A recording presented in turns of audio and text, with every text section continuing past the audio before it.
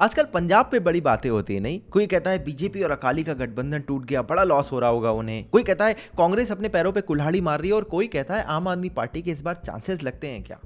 मगर main problems पर कोई बात नहीं करना चाहता। तो हम किस लिए बैठे हैं भाई? आइए इस वीडियो में बात करते हैं पंजाब की प्रॉब्लम्स के बारे में। ये जरूरी इसलिए क्योंकि ये राज्य अभी इलेक्शन में जाएगा, इतना बड़ा राज्य है और सारे ही लोग पॉलिटिकल चटकारों में लगे हुए हैं, तो ऐसे बेसिक बातों पर कौन बात करेगा। पहली प्रॉब्लम है इकोनॉमी की। वैसे तो पूरे देश में इकोनॉमी की समस्या बहुत ज्यादा गंभीर हो चुकी है, और देश में क्यों, अब तो विश्व में हो चुकी है कोविड के बाद से। मगर पंजाब की इकोनॉमी बड़ी इंटरेस्टिंग है। पंजाब को अगर एक जहाज माने तो 80s का दौर इसके लिए बहुत टर्बुलेंस का दौर था, मगर उस टर्बुलेंस में भी अगर ये टेक ऑफ कर पाए तो उसका कारण था इनकी अच्छी इकोनॉमी।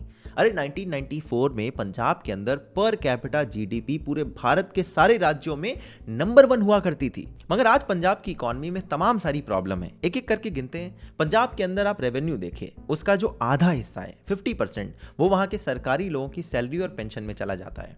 अब ये 50% बहुत ज़्यादा बड़ा नंबर है, क्योंकि बाकी बड़े बड़े स्टेट्स में 34-35% रहता है। अब इससे दो इंडिकेशन निकलते हैं, या तो इनका ओवरऑल रेवेन्यू इतना कम है जिसका 50% शेयर इन्हें देना पड़ता है सैलरीज वगैरह के लिए, या फिर इनके सरकारी महकमे में लोग ही कुछ ज़्यादा हैं जिसकी वजह से सैलरी जाती है। दोनों ही कंडीशन में राज्य के लिए ये चीज़ अच्छी नहीं है। अच्छा, 20% इनका रेवेन्यू जाता है कर्जा चुकाने में। अच्छा, इन पे कर्जा है भी ज़्यादा, इनकी जीडीपी का 32% इन पर कर्जा है। बाकी रेस्ट ऑफ द इंडिया में देखें तो 21% आता है नंबर। तीसरी बड़ी बात है 10% इनका जो रेवेन्यू है वो इलेक्ट्रिसिटी की सब्सिडी में जाता है।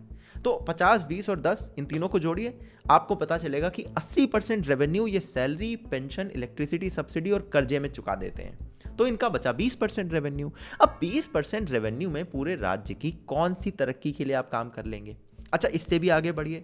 पंजाब आपको पता है एग्रेरियन इकोनॉमी है, खेती बाड़ी करने वाले लोग हैं, और एग्रीकल्चर का जो ओवरऑल कंट्रीब्यूशन देश में है एक जीडीपी में, वो लगातार कम हो रहा है। 1970s में 40% हुआ करता था, आज के टाइम पे 16% है। तो अगर एक ऐसी चीज जिस पर आपके राज्य की पूरी इकोनॉमी टिकी हो वो पूरे देश में ही ऐसे कम हो रही हो, तो आपके राज्य में तो सबसे ज्यादा उसका इंपैक्ट होगा।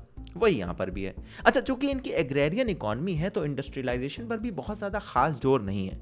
एसएमई सेक्टर जो है लुधियाना वगैरह में बहुत सेटअप थे, साइकिल मैन्युफैक्चरिंग, फुटबॉल। 1992 में फीफा वर्ल्ड कप में इनकी फुटबॉल यूज़ होती थी। बट धीरे धीरे क्या हुआ ना कि यहाँ पर टैक्सेस ज़्यादा लगने लगे, तो लोग आसपास के राज्यों में चले गए, हिमाचल, उत्तराखंड, और जो बची कुची बिजनेस थी वो चीन खा गया। तो पंजाब के इंडस्ट्रियलाइजेशन में भी ये प्रॉब्लम है। अच्छा, एक और प्रॉब्लम है, पंजाब के जो अभी जो नई जनरेशन है वो बाहर सेटल होना चाहती है, तो कनाडा, ऑस्ट्रेलिया, इसमें बहुत टैलेंट ब्रेन ड्रेन हो रहा है। और जो नेक्स्ट स्टेप ऑफ बिजनेसमैन भी हैं वो भी अपना बिजनेस पंजाब सेंट्रिक ना रख के फॉरेन, अब्रॉड सेंट्रिक रख रहे हैं। तो ओवरऑल इनकी इकोनॉमी में लगातार एक के बाद एक के बाद एक के बाद एक के बाद आप समस्याएं ही गिन सकते हैं जिससे ये जूझ रहे हैं। अच्छा, इनके खर्चों में मैंने आपको गिनवाया था कि ये 10% हिस्सा बिजली की सब्सिडी के लिए देते हैं। इसी से हमारी प्रॉब्लम नंबर 2 और प्रॉब्लम नंबर 3 खड़ी होती है।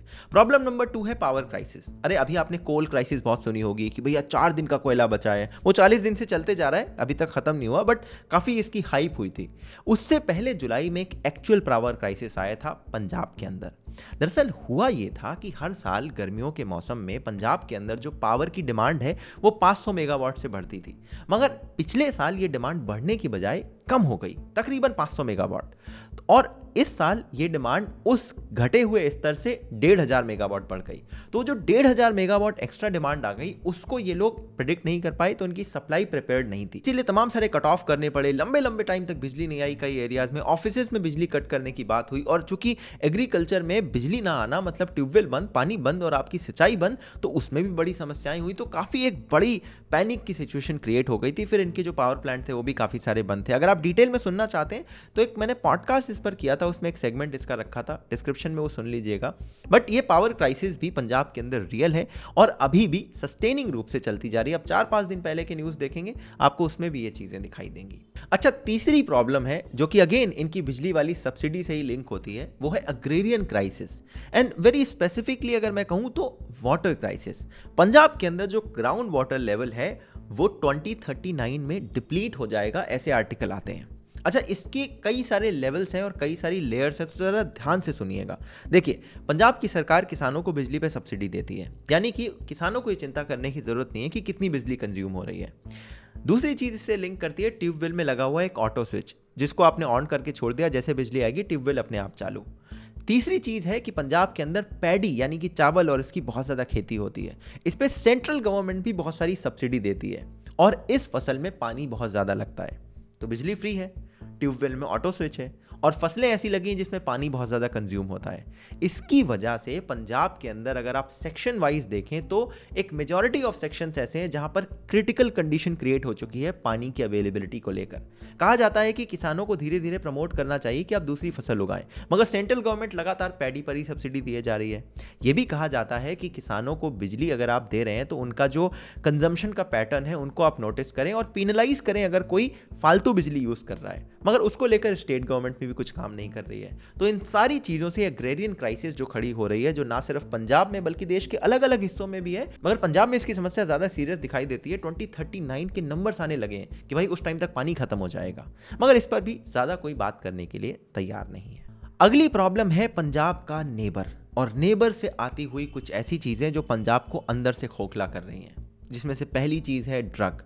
उड़ता पंजाब मूवी आपने देखी होगी, बहुत अच्छे से इन्होंने ड्रग प्रॉब्लम को कैप्चर करा था पंजाब के अंदर, और तब से लेकर अभी तक बहुत कोई ठोस कदम नहीं उठाए गए, ना ही इस प्रॉब्लम को सॉल्व कर लिया गया है। लगातार ये प्रॉब्लम बल्कि बढ़ती जा रही है। मेरे ड्रग स्मगलिंग वाले वीडियो में भी मैंने एक रूट आपको समझाया था जहां पर ड्रग पंजाब से स्मगल होकर और इधर से नीचे फ्लो करते हुए मुंबई तक जाती है, और ये समस्या लगातार जारी है।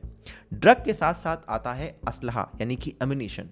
पहले तो ये एम्यूनिशन चोरी छिपे फेंका जाता था, लोग इंसानों के जरिए भेजते थे, अब तो ड्रोन के जरिए इसकी डिलीवरी होने लगी है। और ये बात को मैं नहीं बल्कि पंजाब के फॉर्मर मिनिस्टर अमरिंदर सिंह एक इंटरव्यू में बताते हैं। वो बताते हैं कि कैसे ना सिर्फ इसका नंबर बढ़ा है बल्कि खतरनाक हथियार का जो लेवल है वो भी इंक्रीज हुआ है। और ये ड्रग और एम्यूनिशन जो नेबर से आता है वो ना सिर्फ पंजाब के लिए बल्कि पूरे देश के लिए एक खतरा है, जिस पर भी बात बहुत कम की जाती है। अगली प्रॉब्लम है रिलीजियस टर्मोइल की। इसके दो पहलू हैं। पहला है रिलीजियस एक्सट्रीमिज्म।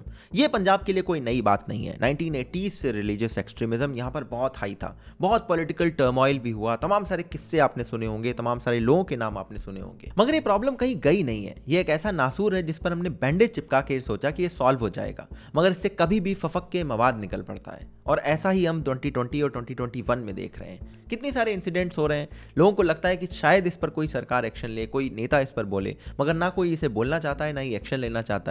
सबके वोट बैंक जो फंसे हुए हैं। दूसरी प्रॉब्लम है रिलीजियस कन्वर्जन की। ये बात मैं नहीं बल्कि शिरोमणि गुरुद्वारा प्रबंधन कमेटी के लोग घर जा जाकर बोल रहे हैं कि रिलीजियस कन्वर्जन की प्रॉब्लम पंजाब में इतनी ज्यादा हो चुकी है कि अब इसे घर घर जाकर मॉनिटर करके थोड़ा सा कंट्रोल करने की कोशिश की जा रही है। अगली और लास्ट प्रॉब्लम डिस्कस कर लेते हैं क्योंकि इसमें बड़ा सबका इंटरेस्ट रहता है, पॉलिटिकल अनसर्टेनिटी।